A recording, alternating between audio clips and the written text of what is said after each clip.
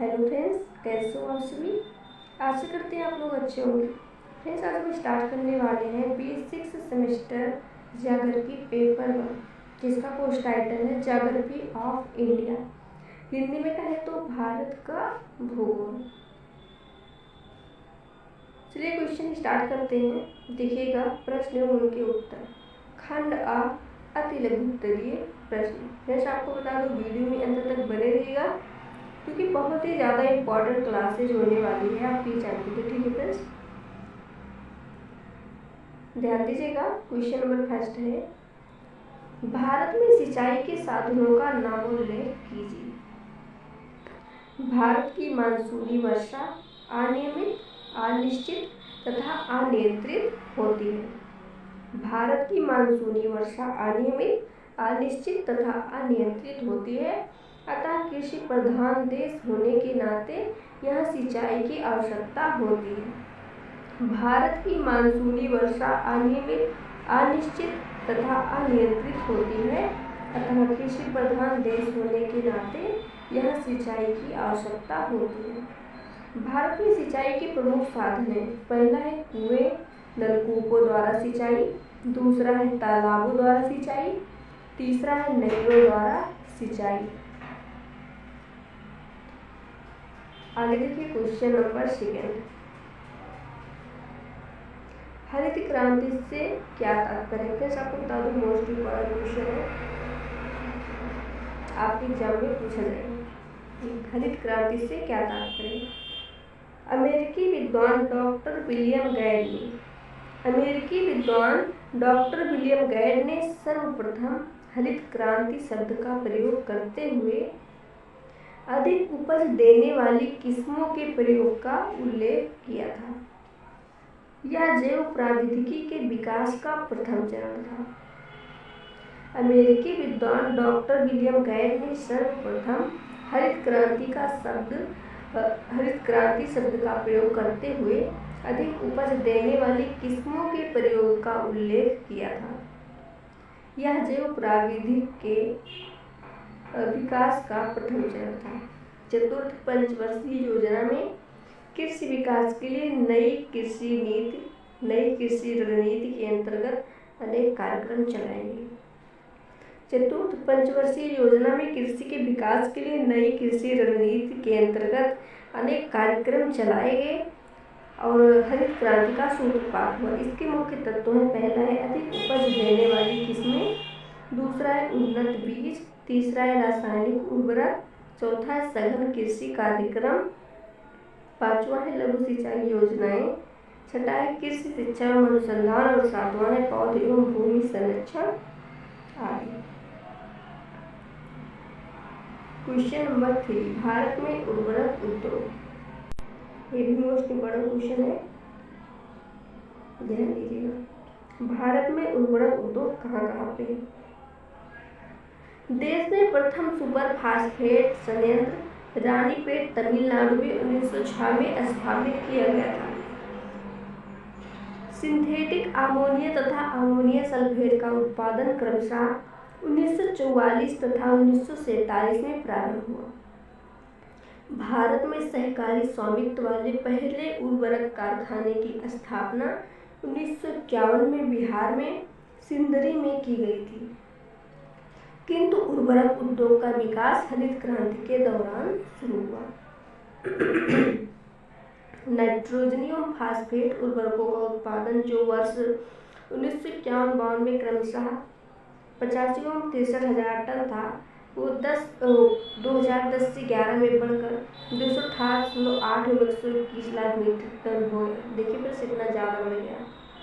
इस उत्पादन में वृद्धि के साथ भारत विश्व का तृतीय बृहत्तम नाइट्रोजन उत्पादक तथा फास्फेट उर्वरकों का 7वां बृहत्तम उत्पादक देश बनकर उभरा है। ध्यातव्य है कि भारत में पोटाश उर्वरकों के उत्पादन की कमी है। इसके लिए देश को आयातों पर 100% निर्भर रहना पड़ता है। आगे देखिए क्वेश्चन नंबर 4, मृदा अपरदन। मृदा अपरदन का मतलब क्या होता है, सरल भाषा में बताएंगे आपको। ये भी मोस्ट इम्पोर्टेंट क्वेश्चन है। देखिए, मृदा का मतलब होता है मिट्टी, अपरदन का मतलब होता है क्षरण होना। क्षरण होना का मतलब क्या होता है, जैसे मिट्टी का कटाव। जैसे मिट्टी की ऊपरी परत हट जाती है, क्षरण हो जाता है उसका, या फिर कह सकते हैं अपरदन। मिट्टी की ऊपरी परत जो है हट जाती है, जैसे बहुत कभी कभी आपको पता है भारी मात्रा में बारिश होती है तो उसके कारण क्या होता है, मिट्टी की ऊपरी परत कट करके बह जाती है, तो इसको मृदा क्षरण कहते हैं। और बहुत ज़्यादा तेज़ी से जब हवा चलती है, यानी कि तूफान कह सकते हैं, जब तूफान आता है तो मिट्टी की ऊपरी परत उड़ करके कहीं अन्यत्र चली जाती है, तो इसको भी क्या कहते हैं, इसको भी कहते हैं मृदा अपरदन। ठीक है फ्रेंड्स, देखिए इसमें क्या दिया गया है, मृदा अपरदन जल तथा वायु जैसे प्राकृतिक कारकों अथवा मानवीय व जंतुओं के हस्तक्षेप से मिट्टी की ऊपरी परत का हट जाना मृदा अपरदन अथवा भूमि कटाव कहलाता है। एक प्रशासनिक अनुमान के अनुसार भारत में प्रति वर्ष लगभग 100 करोड़ मीट्रिक टन मिट्टी धरातल के ऊपरी भागों से जल द्वारा बहाकर व्यर्थ कर दी जाती है।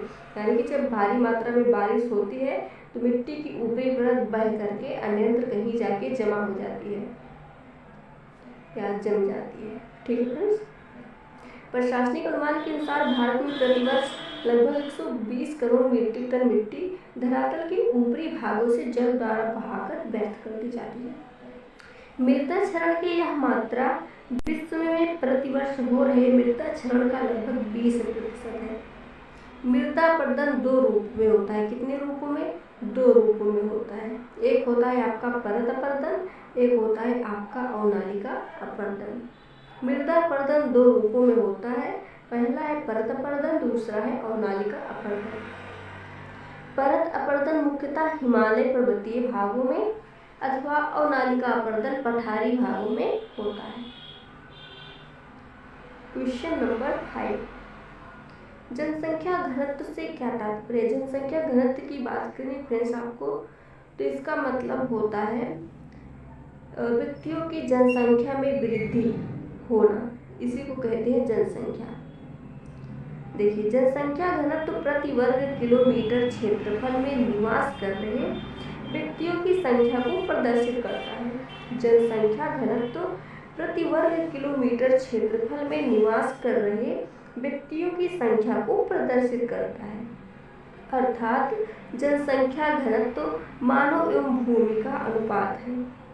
अतः किसी प्रदेश के क्षेत्रफल और जनसंख्या में जो पारस्परिक अनुपात होता है उसे जनसंख्या घनत्व कहा जाता है। जनसंख्या घनत्व निकालने का सूत्र है किसी क्षेत्र की कुल जनसंख्या बटे उस क्षेत्र का क्षेत्रफल। आगे देखिए, सामान्यतः जनसंख्या घनत्व प्रति वर्ग किलोमीटर में निकाला जाता है। किसी प्रदेश का जनसंख्या घनत्व इस तथ्य को प्रदर्शित करता है कि उस प्रदेश में उपलब्ध संसाधनों का प्रयोग या उपयोग कितने व्यक्तियों द्वारा किया जा रहा है। क्वेश्चन नंबर 6, पश्चिमी विक्षोभ क्या है। पश्चिमी विक्षोभ, जिसको इंग्लिश में कहते हैं वेस्टर्न डिस्टर्बेंस। ठीक है फ्रेंड्स, ये सर्दियों के मौसम में जो तूफान आता है इसी को कहते हैं। देखिए, पश्चिमी विक्षोभ या वेस्टर्न डिस्टर्बेंस भारतीय उपमहाद्वीप के उत्तरी इलाकों में सर्दियों के मौसम में आने वाले तूफान को कहते हैं। पश्चिमी विक्षोभ क्या है, इसे इंग्लिश में वेस्टर्न डिस्टर्बेंस कहते हैं। ये भारतीय उपमहाद्वीप के उत्तरी इलाकों में सर्दियों के मौसम में आने वाले तूफान को कहते हैं, जो वायुमंडल की ऊपरी तहों में भूमध्य सागर, आंध्र महासागर और कुछ हद तक कैस्पियन सागर से नमी लेकर अचानक वर्षा या बर्फ के रूप में उत्तर भारत, पाकिस्तान व नेपाल पर गिरा देता है। उत्तर भारत में रबी की फसल के लिए, विशेषकर गेहूं के लिए यह तूफान अति आवश्यक होते हैं। पश्चिमी विक्षोभ का भारत में प्रवेश पश्चिमी जेट प्रवाह द्वारा होता है। शीतकाल में रात्रि के तापमान में वृद्धि इन विक्षोभों के आने का पूर्व संकेत माना जाता है। Question number 7 most important question है, ध्यान दीजिएगा। जनसंख्या विस्फोट जनसंख्या विस्फोट को सरल भाषा में कह सकते हैं उच्च जन्म दर एवं घटती मृत्यु दर, यानी कि जन्म दर ज़्यादा हो और मृत्यु बहुत ही कम हो, इसको कहते हैं जनसंख्या विस्फोट, जनसंख्या में बढ़ोतरी होना। देखिए, जननांगीय संक्रमण की द्वितीय अवस्था को जनसंख्या विस्फोट या संक्रमण की अवस्था भी कहते हैं। जनांकीय संक्रमण की द्वितीय अवस्था को जनसंख्या विस्फोट या संक्रमण की अवस्था भी कहते हैं।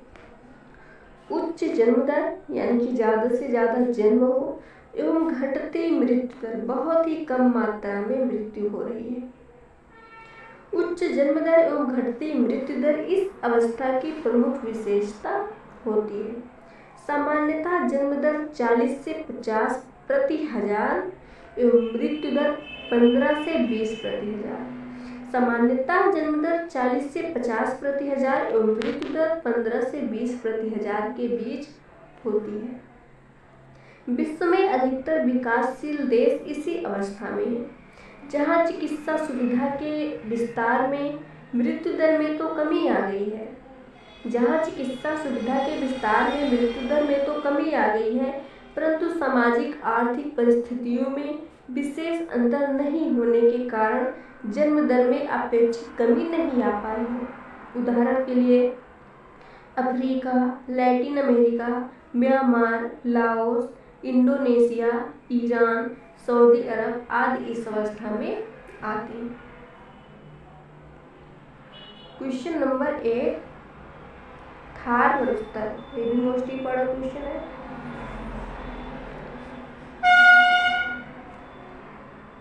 थार मरुस्थल, थार मरुस्थल भारत के उत्तर पश्चिम में, भारत की बात करें तो भारत के उत्तर पश्चिम में और पाकिस्तान की बात करें तो दक्षिण पूर्व में स्थित है।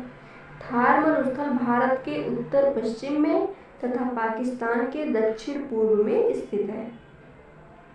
यह अधिकांश तो राजस्थान में स्थित है, परंतु कुछ भाग हरियाणा, पंजाब, गुजरात और पाकिस्तान के सिंध और पंजाब प्रांतों में भी फैला है।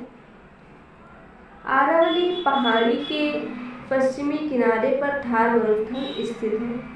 यह मरुस्थल बालू के टिब्बों से ढका हुआ एक तरंगित मैदान है।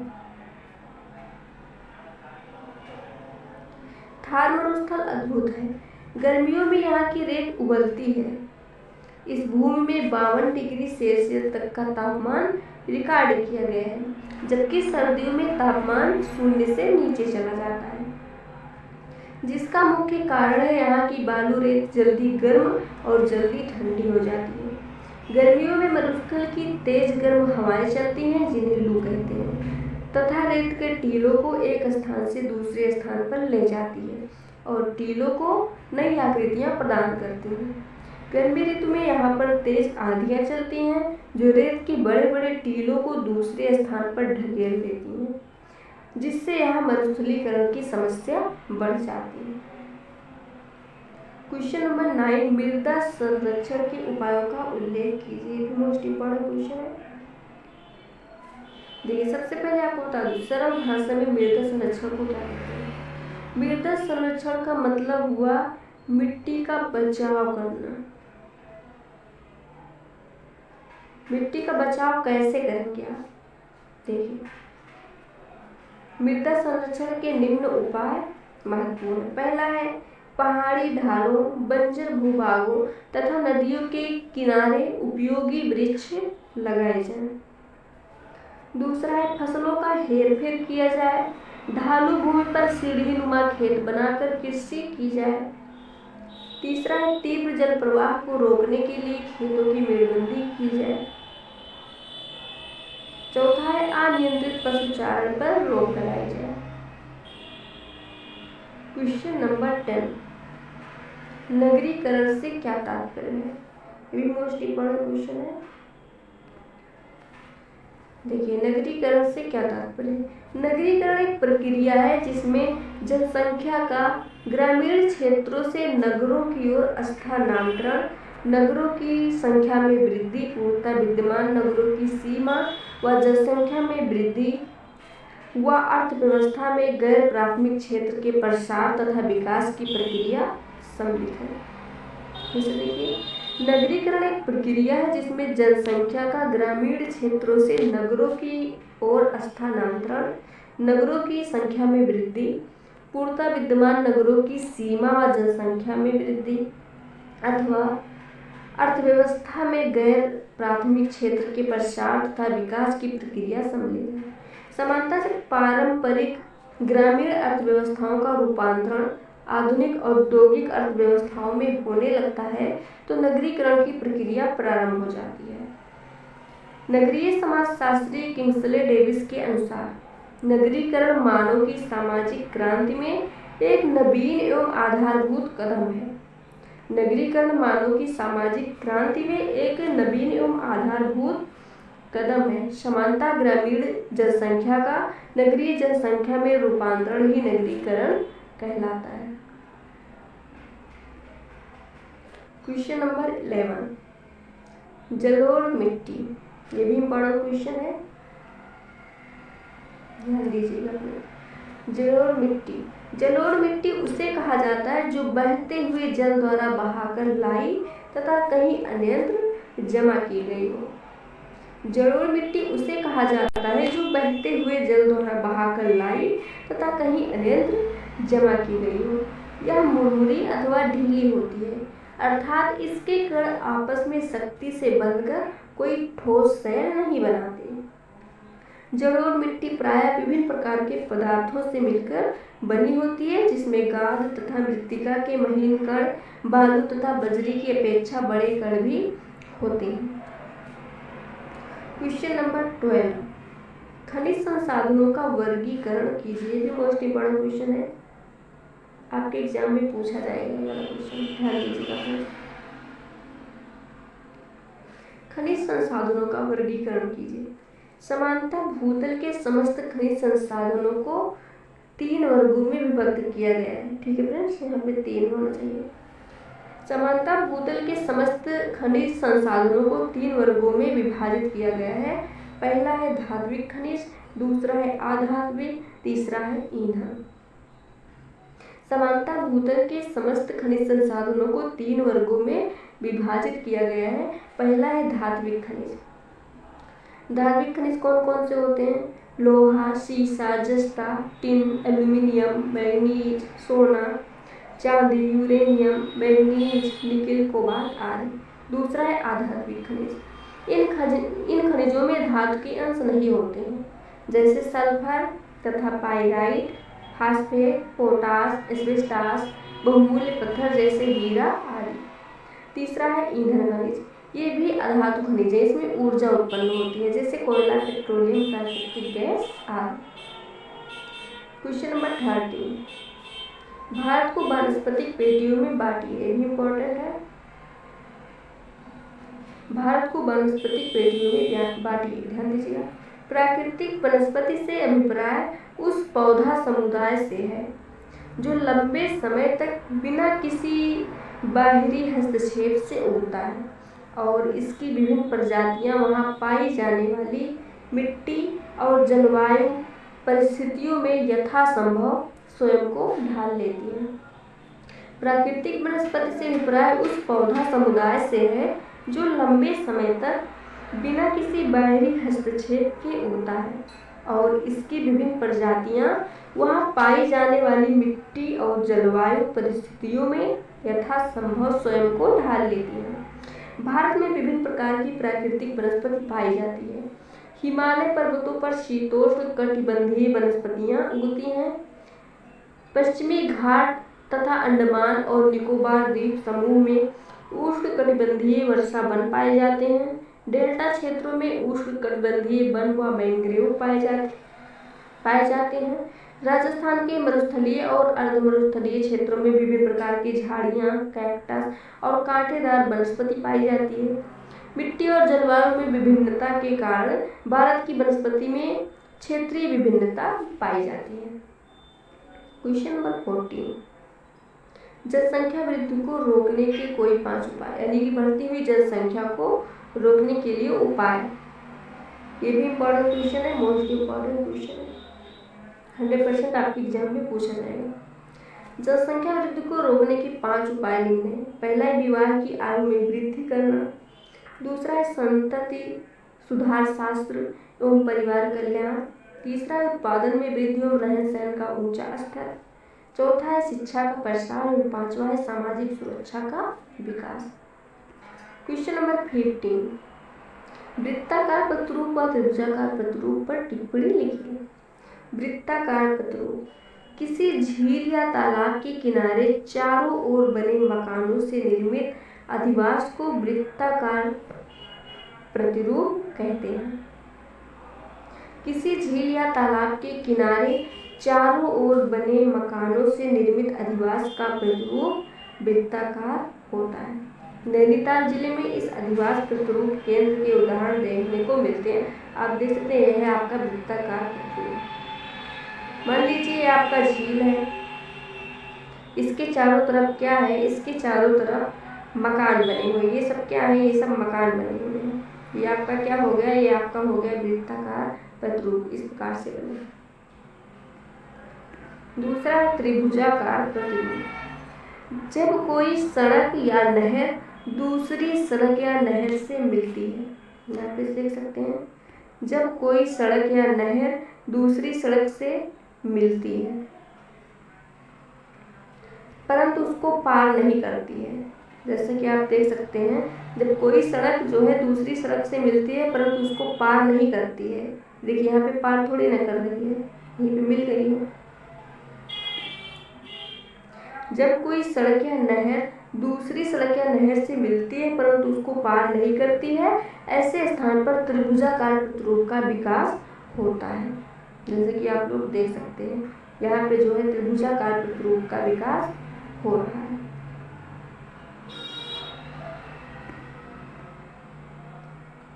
जब कोई सड़क किसी नदी तक जाकर समाप्त हो जाती है, वह मकान नदी के समांतर और सड़क के किनारे पर बनते हैं। कुछ समय बाद सड़क के दोनों ओर तथा नदी के बीच के भाग पर भी बसाव हो जाता है और गांव की आकृति त्रिभुजाकार हो जाती है। क्वेश्चन नंबर 16, भारत में जनसंख्या के वितरण प्रतिरूप का संक्षेप में वर्णन कीजिए। ये वाला क्वेश्चन मोस्ट इम्पोर्टेंट है, ध्यान दीजिएगा। भारत में जनसंख्या के वितरण प्रतिरूप का संक्षेप में वर्णन कीजिए। भारत में विश्व की 17.4% जनसंख्या निवास करती है। भारत में विश्व की 17.4% सन 2011 में जनसंख्या निवास करती है, जबकि इसका क्षेत्रफल विश्व का केवल 2.4% है। जनसंख्या की दृष्टि से भारत अब विश्व का पहला बड़ा देश बन गया है, किंतु भारत की 2/3 जनसंख्या, उसके 1/3 भाग मुख्यतः उत्तरी मैदान और तटीय भागों में, जहां अपेक्षिता मिट्टी, जल, समतल भूमि और आवागमन की सुगमता आदि सुविधाएं विद्यमान हैं, में केंद्रित है। उत्तरी मैदान का क्षेत्रफल समूचे भारत का 17.3% है, पर जनसंख्या 45.5% है। इसी प्रकार तटीय मैदानों का क्षेत्रफल 14% है और जनसंख्या 24.6%। दक्षिण के पठारी भाग पर तटीय प्रदेशों की अपेक्षा जनसंख्या अधिक है, किंतु यहाँ का घनत्व तटीय भागों की तुलना में 2/5 ही है। पठारी प्रदेश की कतिपय कछारी घाटियों और मैदानों में जनसंख्या का घनत्व मैदानी भागों के समान ही मिलता है।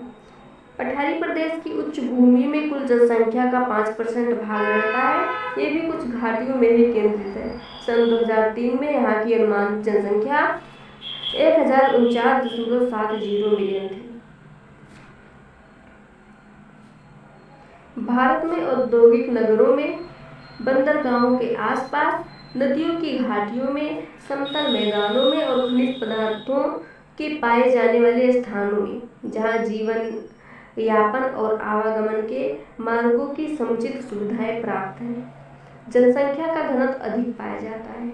इसके विपरीत पहाड़ी, पठारी, मरुस्थलीय क्षेत्रों में, जहाँ जलवायु प्रतिकूल और जल का अभाव होता है, घनत्व कम है। इसके अतिरिक्त भाग में इसके अतिरिक्त भारत की कृषि पट्टी में जनसंख्या घनत्व बहुत ही अधिक है। यह कृषि पट्टी पंजाब के सिंचाई वाले क्षेत्र से आरंभ होकर उत्तर प्रदेश, बिहार, झारखंड, बंगाल होती हुई पूर्वी घाटी के तमिलनाडु, आंध्र प्रदेश, कर्नाटक और केरल होती हुई पश्चिमी घाट के आंध्र महाराष्ट्र राज्य तक जाती है। क्वेश्चन नंबर 17, समुद्र तटीय मैदान पर टिप्पणी लिखिए।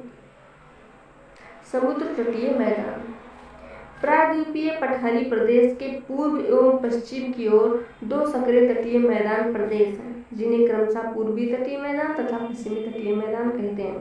पहला पूर्वीय तटीय मैदान, यह उत्तर में महानदी के दक्षिण में कन्याकुमारी तक फैला हुआ है।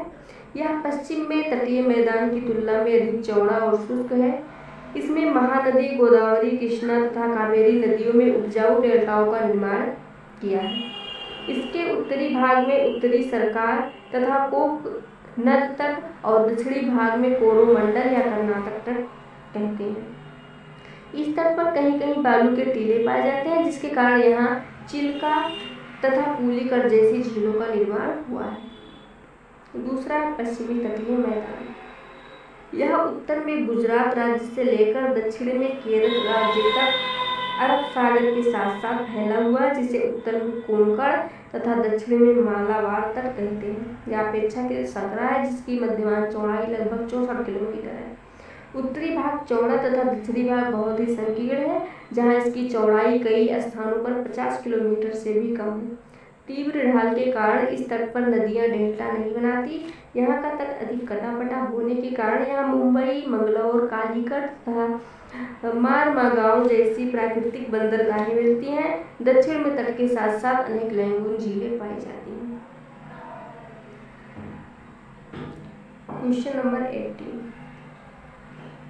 वर्षा से क्या आशय? इम्पोर्टेंट क्वेश्चन है। वर्षा से क्या आशय? हवा में थोड़ी बहुत वाष्प हमेशा मिली रहती है।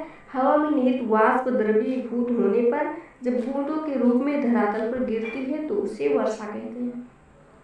जब वायुमंडल में उपस्थित जल भरी हवाएं ऊपर उठने पर ठंडी होने लगती हैं तो संघनन की क्रिया से मेघों का निर्माण होता है एवं वाष्प कण जल कण की बूंदों में बदलकर भूमि पर गिरने लगते हैं। इसी को वर्षा कहते हैं। वर्षा के लिए निम्न अनुकूल दशाओं का होना आवश्यक है। पहला है उष्णार्ध वायु का ऊपर उठना तथा ठंडी होकर औशांत प्राप्त करना। दूसरा है जल कणों के रूप में मेघों का बनना। तीसरा है वायुमंडल के प्रति घन सेंटीमीटर वायु में 40 से 50,000 कण होते हैं। इन जल बिंदुओं का संगठन होता है। चौथा है जब कण बड़े हो जाते हैं तो वायु उन्हें रोक नहीं पाती है, क्योंकि वे वायु से भारी होते हैं। पांचवा है ये पर्याप्त बड़े पानी के बिंदु जब पृथ्वी तल पर पहुंचते हैं तो वर्षा होने लगती है। छठा है जब तापमान अधिक गिर जाता है तो जल कण ठोस रूप धारण करके ओले के रूप में पृथ्वी पर गिरते हैं। क्वेश्चन नंबर 19, वर्षा के मुख्य प्रकार। वर्षा के प्रकार जो है 3 प्रकार के होते हैं। वर्षा के सर्वप्रमुख 3 प्रकार होते हैं। पहला है संवहनीय वर्षा, दूसरा है चक्रवातीय वर्षा, तीसरा है पर्वतीय वर्षा। वर्षा के सर्वप्रमुख 3 प्रकार है। पहला है संवहनिक वर्षा। किसी स्थान पर सूर्य की सीधी किरण निरंतर पड़ने के कारण वायु गर्म होकर संवहन धाराओं के रूप में ऊपर उठकर चारों ओर फैल जाती है, जिससे वायु का तापमान गिर जाता है। घनी पवन क्रिया के कारण मेघ बनने लगते हैं और घनघोर वर्षा होने लगती है। वर्षा मेघ गर्जन और विद्युत चमक के साथ होती है। विषुवत रेखीय प्रदेश में वर्ष भर ऐसी वर्षा होती है। दूसरा है चक्रवातीय वर्षा। चक्रवात से आंतरिक भाग में जब भिन्न तापमान वाली पवनें आपस में मिलती हैं तो ठंडी पवनें उष्ण पवनों को ऊपर की ओर धकेलती हैं और उठने पर ये पवनें ठंडी हो जाती हैं तथा वर्षा करने लगती है। इसे चक्रवातीय वर्षा कहते हैं। तीसरा है पर्वतीय वर्षा। उष्णार्ध पवनों के मार्ग में किसी उच्च पर्वतीय भाग के आ जाने के कारण पवन को विवश होकर ऊपर उठना पड़ता है। ऊपर उठने पर हवा ठंडी हो जाती है तथा वर्षा करने लगती है। इसे पर्वतीय वर्षा कहते हैं। ऐसी वर्षा पवनोन्मुखी ढालों पर अधिक होती है और पवनोन्मुख ढालों पर कम होती है। क्वेश्चन नंबर 20, भारत के पुरातत्व को कितने भागों में विभाजित किया गया है? इम्पोर्टेंट क्वेश्चन है, ये भी ध्यान दीजिए। भारत के अपवाह तंत्र को कितने भागों में विभाजित किया गया है? नदी अपने उद्गम स्थान से लेकर अपने मुहाने तक अपनी सहायक नदियों सहित जल के बहाव या फिर प्रवाह की जिस प्रणाली का निर्माण करती हैं उसे नदी का अपवाह तंत्र कहा जाता है। नदी अपने उद्गम स्थान से लेकर अपने मुहाने तक अपनी सहायक नदियों सहित जल के बहाव की जिस प्रणाली का निर्माण करती हैं उसे नदी का अपवाह तंत्र कहा जाता है।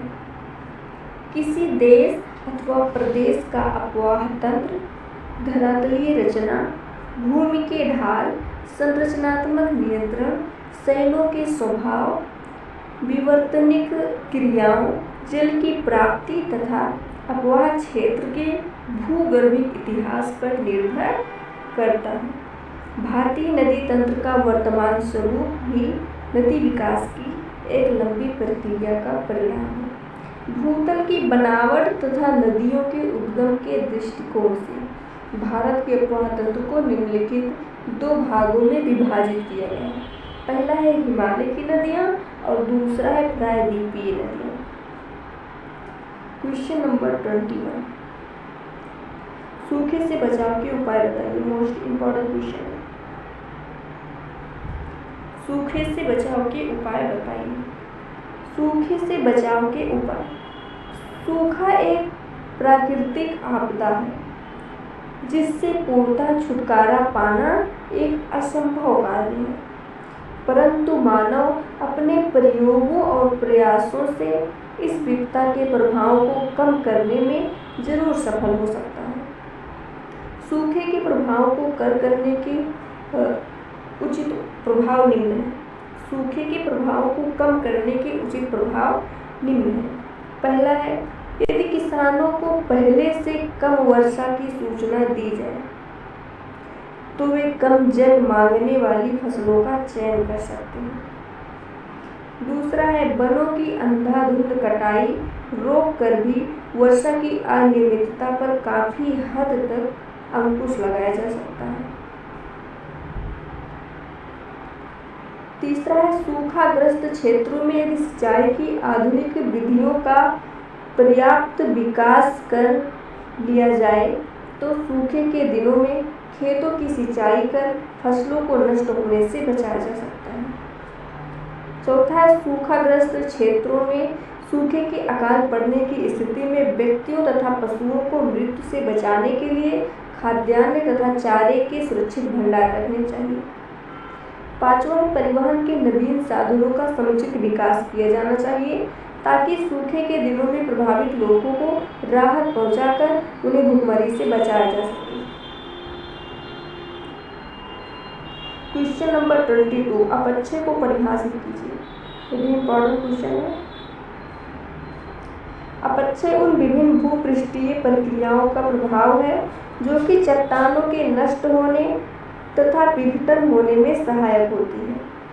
अपक्षय उन विभिन्न भूपृष्ठीय प्रक्रियाओं का प्रभाव है जो कि चट्टानों के नष्ट होने तथा विघटन होने में सहायक होती है, लेकिन इसमें ढीले पदार्थों का बड़े पैमाने पर परिवहन नहीं होना चाहिए। क्वेश्चन नंबर 23, अपरदन किसे कहते हैं? Most important question. अपरदन किसे कहते हैं? जब गतिशील शक्तियों यथा हवा, हिमानी, नदी, लहरें, भूमिगत जल आदि के द्वारा धरातल पर चट्टानों में तोड़-फोड़ क्रिया की जाती है तो उसे अपरदन कहते हैं। क्वेश्चन नंबर 24, भूमिगत जल से क्या आशय है? Most important question. भूमिगत जल से क्या आशय है? भूपृष्ठ के नीचे पाए जाने वाला वह जल जो कि चट्टानों के छिद्रों, दरारों व परतों में स्थित होता है। भौम जल, भूमिगत जल अथवा अधोभौमिक जल कहलाता है। क्वेश्चन नंबर 25, हिमनद से क्या आशय है? ये भी मोस्ट इम्पोर्टेंट क्वेश्चन है। हिमनद से क्या आशय है? पर्वतीय भागों में ऊंचे स्थानों पर स्थित हिम चोटी या हिम क्षेत्र से हिम राशि जब गुरुत्व के कारण निचले ढाल की ओर सरिता के रूप में प्रवाहित होती है तो उसे पर्वतीय हिमनद कहते हैं। क्वेश्चन नंबर 26, कृषि के मुख्य प्रकार कौन कौन से होते हैं, स्पष्ट कीजिए। ये भी मोस्ट इंपॉर्टेंट क्वेश्चन है, ध्यान रखिएगा प्लीज। कृषि के मुख्य प्रकार कौन से होते हैं, स्पष्ट कीजिए। कृषि के विभिन्न प्रकारों के अनुसार पृथ्वी के धरातल को अनेक भागों में विभाजित किया जाता है। इन भागों में श्रमिकों की उपलब्धि, पूंजी तथा व्यवस्था की प्राप्ति, भूमि की किस्म और उसकी उपलब्धि, विविध तकनीकी का प्रभाव आदि के आधार पर कृषि के निम्न रूप देखने को मिलते हैं। पहला है प्राचीन भरण पोषण वाली कृषि, दूसरा है गहन भरण पोषण वाली कृषि, तीसरा है भूमध्य सागरीय कृषि, चौथा है व्यापारिक अन्न उत्पादक कृषि, पांचवा है व्यापारिक फसल एवं पशुपालन, छठा है पौधे वाली कृषि, सातवां है व्यापारिक एवं फल उत्पादन वाली कृषि। क्वेश्चन नंबर 27, संसाधनों को वर्गीकृत कीजिए। तो सब लोग ध्यान दीजिएगा, मतलब क्वेश्चन 100% आपके एग्जाम में पूछा जाएगा। संसाधनों को वर्गीकृत कीजिए। प्राकृतिक संसाधन प्रकृति प्रदत्त है, ये पूरे विश्व में समान रूप से नहीं पाए जाते हैं। मानव संस्कृति की प्रगति एवं विकास इन प्राकृतिक संसाधनों पर ही आधारित रहता है। संसाधनों का वर्गीकरण कई प्रकार से किया जा सकता है, जैसे पहला है अधिकार क्षेत्र की दृष्टि से, दूसरा है पुनः पूर्ति की दृष्टि से, तीसरा है वितरण की दृष्टि से, चौथा है प्रयोग की दृष्टि से। इनका सुव्यवस्थित अध्ययन करने के लिए इन्हें निम्न वर्गों में रखा जा सकता है। पहला है जीवीय एवं आजीवीय संसाधन, दूसरा है पुनः पूर्ति एवं आपूर्ति संसाधन, तीसरा है संभाव्य एवं विकसित संसाधन, चौथा है कच्चे पदार्थ एवं शक्ति के संसाधन, पांचवा है कृषि संबंधी तथा पशुचारिक संसाधन, छठा है खनिज पदार्थ तथा औद्योगिक संसाधन। क्वेश्चन नंबर 28, उद्यम उद्योगों का आधार है, स्पष्ट कीजिए। इंपॉर्टेंट क्वेश्चन है। उद्यम उद्योग का आधार है। विकसित उद्योग देश को समृद्ध और परिवार को उच्च जीवन स्तर प्रदान करते हैं। विकसित उद्योग देश को समृद्ध और परिवार को उच्च जीवन स्तर प्रदान करते हैं। स्वयं उद्योग अनेक प्रकार की प्राकृतिक एवं मानव निर्मित सुविधाओं पर निर्भर है। ऐसी सुविधा या वस्तुओं का विश्व के भूतल पर वितरण असमान एवं विषम है।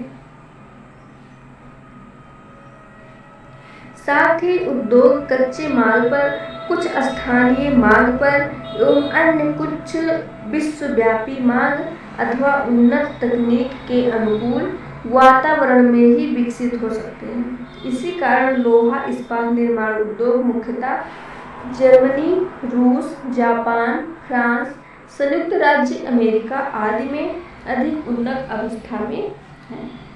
कनाडा, नॉर्वे, फिनलैंड व स्वीडन में कागज उद्योग, इंग्लैंड, भारत, चीन, दक्षिणी संयुक्त राज्य अमेरिका में सूती वस्त्र उद्योग अधिक केंद्रित हुए।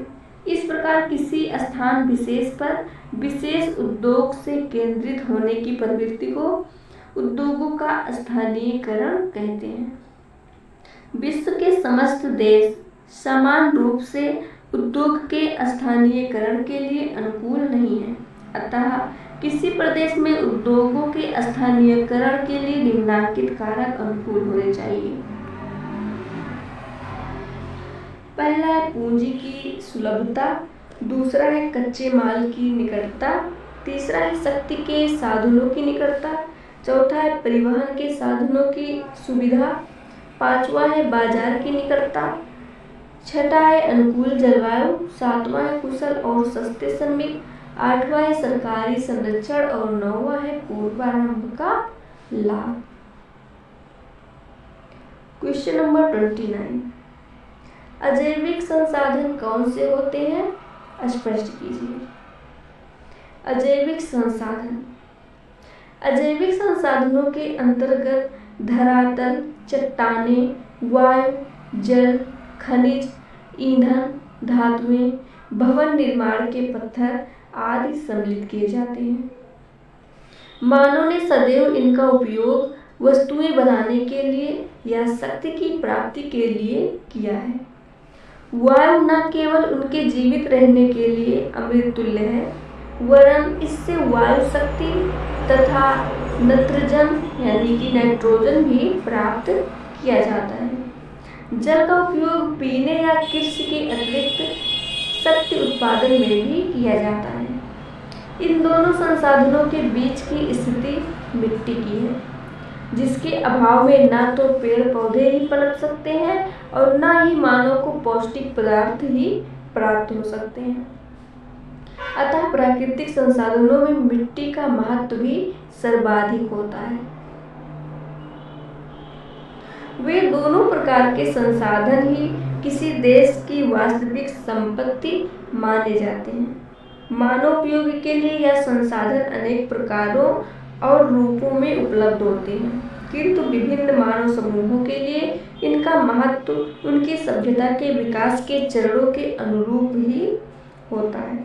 सहस्त्रों हजारों वर्षों तक ये संसाधन मानव के पिछड़े होने के कारण सुसुप्त रहे हैं। अतः ऐसे संसाधनों को सुसुप्त संसाधन की संज्ञा भी दी जाती है।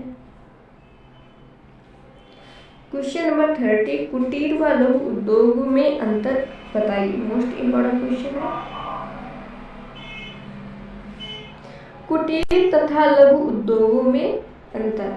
कुटीर उद्योग, पहला पॉइंट है, कुटीर उद्योग मुख्यतः परिवार के सदस्यों के सहयोग से चलाए जाते हैं।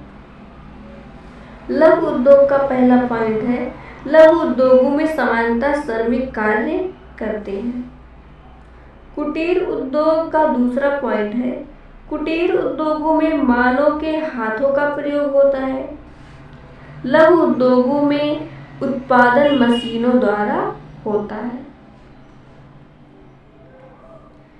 तीसरा है, कुटीर उद्योगों में स्थानीय मांग की पूर्ति की दृष्टि से परंपरागत वस्तुओं का उत्पादन होता है। लघु उद्योगों में वस्तुओं का उत्पादन एक बड़े क्षेत्र की मांग को पूरा करता है। चौथा पॉइंट है, कुटीर उद्योगों में कच्चे माल की आपूर्ति सामान्यतः स्थानीय स्तर पर की जाती है। लघु उद्योगों में कच्चे माल की आपूर्ति बाहर से आयातित माल द्वारा होती है। पांचवा पॉइंट है, कुटीर उद्योगों में तैयार माल के लिए बाजार स्थानीय होता है। लघु उद्योगों में निर्मित माल का बाजार विस्तृत होता है, अर्थात ये दूरस्थ बाजारों में भेजा जाता है। क्वेश्चन नंबर 31, खनिजों का महत्व बताइए। खनिजों का महत्व बताइए। वर्तमान युग में खनिज पदार्थों का महत्व बहुत अधिक है, क्योंकि जिस देश में खनिज पदार्थों का अथाह भंडार उपलब्ध है, वही देश आज विश्व में सबसे अधिक आर्थिक, औद्योगिक और व्यापारिक उन्नति करने में सफल हो सका है। संयुक्त राज्य अमेरिका, रूस, Ukraine, England, Germany, France, Belgium और जापान ऐसे ही राष्ट्र हैं जिन्होंने अन्य देशों की अपेक्षा अधिक उन्नति की है। आधुनिक सभ्यता बहुत अंशों तक खनिज पदार्थों पर निर्भर है। कृषि, उद्योग, परिवहन और संदेश वाहनों आदि सभी का विकास खनिज संपदा पर ही अवलंबित है। खनिज पदार्थों की खोज के कारण ही आज विश्व के उष्णतम मरुस्थल पश्चिमी ऑस्ट्रेलिया, सऊदी अरब तथा ठंडे मरुस्थल विशेषकर अलास्का का आर्थिक विकास संभव हो सका है। क्वेश्चन नंबर 32, लंबे समय तक परिवर्धनीय संसाधन कौन से होते हैं? ये भी इम्पोर्टेंट है। ये वे साधन हैं जिन्हें विज्ञान के सहारे एक लंबे समय तक उपयोगी बनाए रखा जाता है अथवा उनकी गुण वृद्धि की जा सकती है, यथा भूमि की उर्वरक शक्ति को जल आदि देकर उपजाऊ बनाए रखा जा सकता है। संरक्षण द्वारा मछली, जीव जंतुओं और वनों को सुरक्षित रखा जा सकता है। क्वेश्चन नंबर 33, मानवीय संसाधन किसे कहते हैं? मोस्ट इम्पॉर्टेंट क्वेश्चन आपके एग्जाम में पूछा जाएगा। मानवीय संसाधन किसे कहते हैं? प्राकृतिक संसाधनों के अतिरिक्त मानव संसाधन भी महत्वपूर्ण है, क्योंकि बिना मानव श्रम के प्राकृतिक संसाधनों का कोई मूल्य नहीं है। मानव ही अपने वातावरण में परिवर्तन कर उसमें पाए जाने वाले पदार्थों को अपनी आवश्यकता के लिए उपयोग में लाता है। उसी के परिश्रम के फलस्वरूप आज विश्व में कहीं कृषि वस्तुओं का उत्पादन किया जाता है, तो कहीं खनिज पदार्थों का दोहन किया जाता है और कहीं निर्माणी उद्योगों का विकास संभव हो पाया है। पृथ्वी पर प्राप्त होने वाले प्राकृतिक संसाधनों का उपयोग करने के लिए मानव के विचार, उनके संगठन और श्रम सभी की आवश्यकता होती है। क्वेश्चन नंबर 34, खनिजों के शोषण को नियंत्रित करने के मुख्य कारक बताइए। खनिजों का भूमि से शोषण कई बार वातावरण एवं प्रदूषण संबंधी समस्याओं को भी जन्म देता है। खनिजों का भूमि से शोषण कई बार वातावरण एवं प्रदूषण संबंधी समस्याओं को भी जन्म देता है। अतः खनिजों का अंधाधुंध शोषण होने से संबंधित प्रदेशों के लिए अस्थायी रूप से पिछड़ेपन का भी कारण बन सकता है। इसी कारण अधिकांश खनिज, विशेषकर आधात्मिक खनिज एवं ऊर्जा स्रोत नाशवान संसाधन हैं। अतः इनका लंबे समय तक उपयोग करने एवं भविष्य के समाज को इनसे लाभ मिले, इसके लिए सभी प्रकार के खनिज संसाधनों का, चाहे वह नाशवान हो या चक्रीय हो, बुद्धिमानी से एवं मितव्ययिता पूर्वक शोषण, उपयोग एवं विदोहन किया जाना चाहिए। इस प्रकार संक्षेप में किसी भी देश या प्रदेश के खनिजों के शोषण को नियंत्रित करने वाले मुख्य कारक हैं। पहला है समुचित सर्वेक्षण द्वारा खनिजों की किस्म, भंडार, गहराई एवं स्थिति का सही ज्ञान। दूसरा है घरेलू मांग एवं संभावित निर्यात की मात्रा। तीसरा है खनिज विकास या उपयोग के संबंधित बाजार की ऊर्जा या ईंधन के स्रोत की प्राप्ति एवं खनिज स्थलों से दूरी या निकटता। चौथा है खनिजों की निरंतर बढ़ती मांग एवं भविष्य की उनकी संभावित मांग। पांचवा है खनिज व ऊर्जा स्रोत के विकास एवं समुचित उपयोग के लिए विकसित तकनीक एवं समुचित औद्योगिक विकास की पृष्ठभूमि। 6 नंबर है पर्यावरणीय, वातावरण से संबंधित अथवा प्रदूषण से संबंधित समस्याएं एवं उनको नियंत्रण में लाने की क्षमता का विकास। क्वेश्चन नंबर 35, खनिजों को धात्विक, आधात्मिक व ऊर्जा के स्रोत के आधार पर वर्गीकृत कीजिए।